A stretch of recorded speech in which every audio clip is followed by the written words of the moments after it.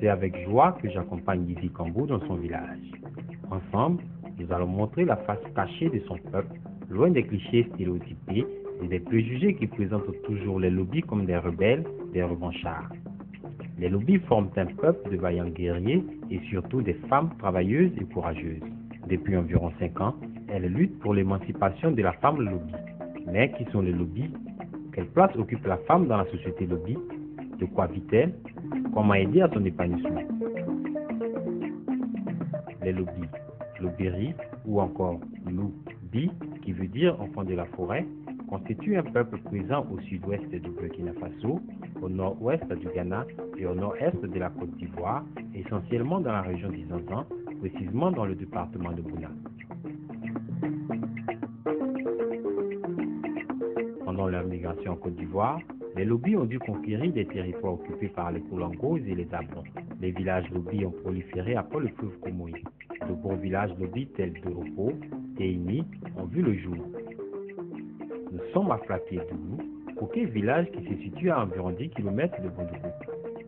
Dans tous ces villages, les lobbies ont gardé leur réputation de prolifiques cultivateurs et de vaillants guerriers.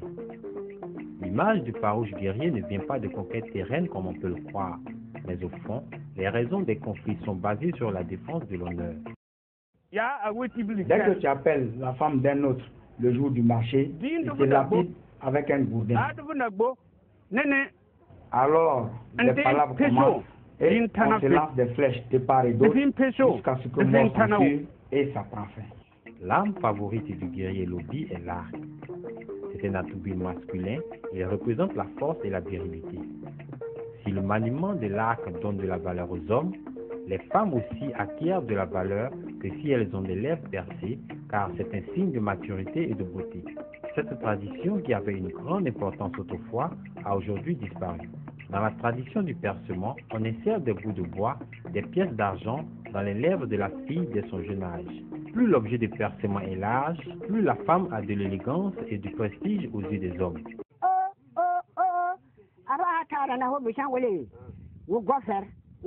C'est à l'âge de 10 ans que les lèvres de la jeune fille sont percées. Dès que la plaie se cicatrise, on y insère 2 plaquettes de bois ou de métal.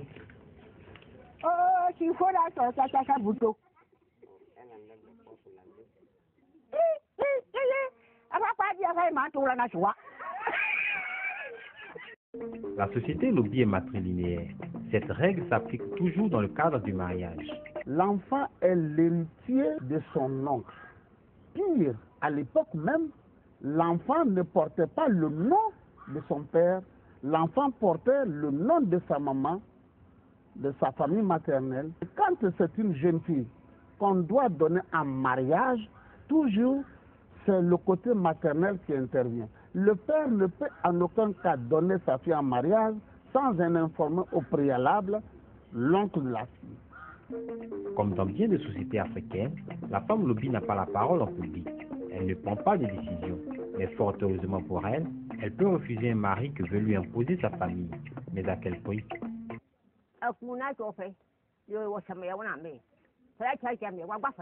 Quand les hommes sont assis pour prendre les décisions, l'opinion de la femme n'est pas prise en compte. Si elle accouche un garçon, c'est le père qui s'occupe de l'éducation. Si c'est une fille, la charge revient à la mère. Dès que les femmes sortent et que tu es mature, on te marie. C'était le mariage forcé. Mais la jeune fille qui refusait était battue et emmenée de force.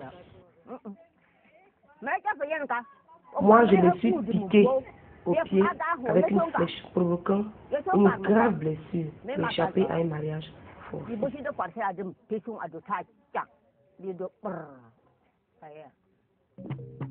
Dès son jeune âge, la femme lobby apprend à entretenir sa maison, à faire la cuisine. confectionner le kabatour, piler le foutou d'igname, s'occuper de son mari et même fabriquer quelques ustensiles de cuisine.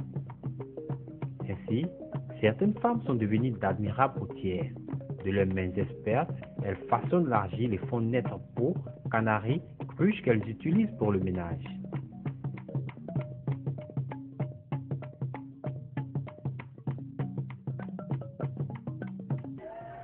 Notre excursion dans l'univers de la poterie fut écourtée par des chants, des cris, des pleurs.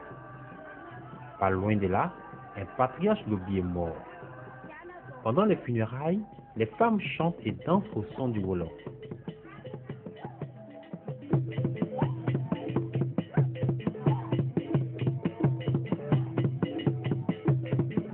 Les hommes sont eux un peu à l'écart. Certains comptent les coris qui servent de monnaie pour récompenser les batteurs et les joueurs du wolof. Funérailles durent en moyenne 2 jours. Le mort peut être enterré dans sa propre maison, dans un caveau familial. Ce genre d'inhumation ne se fait pratiquement plus. Ce caveau existe depuis 20 ans. Dans les temps anciens, on pouvait enterrer 40 personnes. Si les caveaux familiaux tendent à disparaître, il n'en est pas de même pour les fétiches. Les lobbies sont beaucoup animistes. Pour eux, les fétiches protègent toute la famille. Ce fétiche est le fétiche de mes ancêtres. Ça fait 9 ans que j'ai installé ce fétiche.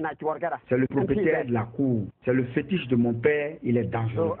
Si je meurs aujourd'hui, c'est l'héritage de mes enfants. Maintenant, celui-là est le fétiche que Dieu m'a donné. Si tu es malade, tu n'as pas trouvé de guérison, viens et tu es guéri. Si je rentre dans la maison et que je sors, vous aurez peur. Ce n'est pas moi qui vous soigne, c'est le fétiche.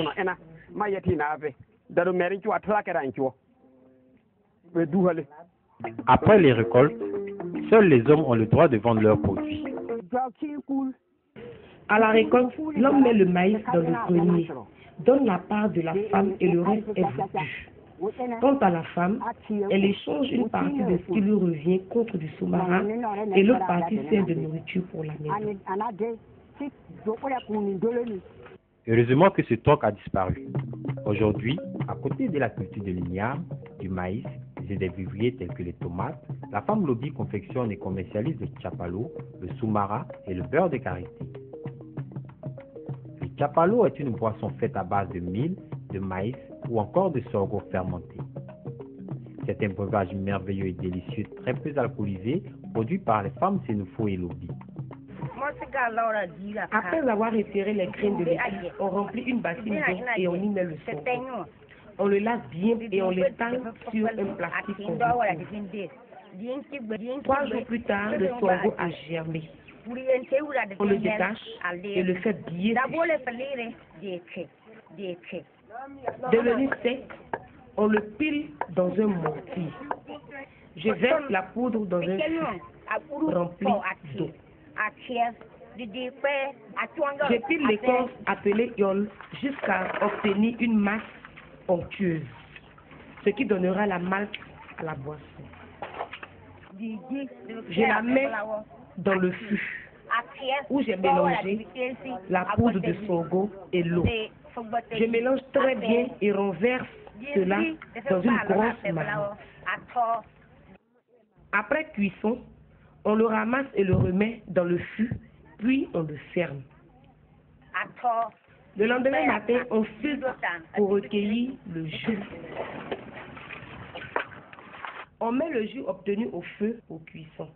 Quand c'est froid, on le met dans le fût, puis on y ajoute de la levure pour le fermenter. Le lendemain, la boisson est prête à être fondue. Très bonne bière, qui ne constipe pas. Vraiment, c'est la meilleure. C'est vrai que c'est difficile la fabrication, mais par la grâce de Dieu, on va se battre pour moderniser. Juste le temps pour nous de nous désaltérer et on y répare. Pendant la confection du soumara, Lydie se met à la tâche. Le soumara est un assaisonnement fort qui peut aussi servir de remède contre la tension artérielle. On va au champ cueillir les gousses de mairie. Une fois à la maison, on pile les gousses dans un mortier pour extraire les grains. Après avoir extrait les grains, on les fait sécher et on les garde dans la maison. Une semaine après, on passe à la préparation du sous-marin. On met les grains séchés dans une marmite qu'on laisse cuire pendant 30 minutes. Après, je les pile dans un mortier pour les débarrasser de leur pulpe. Ensuite, on les lave à grande eau à l'aide d'un canari perforé pour les débarrasser de toute impureté.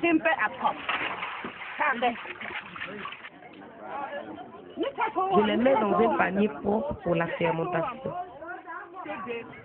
Je les asperge de cendre et les couvre de feuilles de karité. Quand c'est fermenté, je fais des boules prêts à être vendues et consommées. Enfin, le beurre de karité, qui constitue une importante source de revenus. Le beurre de karité provient de la torréfaction de noix de karité qui ont été bouillies et séchées au préalable. La pâte grillée est écrasée sur une pierre, puis diluée avec de l'eau et brassée à la main pour en faire sortir le beurre. Ce voyage en pays Lobi reconforte Lydie dans son idée d'aider à l'épanouissement de la femme Lobi. Une fois à Abidjan, elle rassemble celles qui sont dans les villes. Ensemble, elles ont trouvé des solutions. D'abord, se regrouper en coopérative, moderniser la fabrication de ces produits afin de les rendre plus compétitifs sur les marchés. La création d'une coopérative nous permet de mieux valoriser nos produits locaux. Nous pensons moderniser la fabrication du tchapalo. Le tchapalo peut être transformé en liqueur. Concernant le sous-marin, nous voulons le vendre moulu dans de jolis pots bien conditionnés dans les supermarchés. Nous pouvons aussi transformer le beurre de karité en shampoing, en démêlant, en huile pour la consommation, pourquoi pas, et du savon. Lobby Care, femme lobby, femme d'action, femme courageuse, peut compter sur elle-même pour atteindre son épanouissement.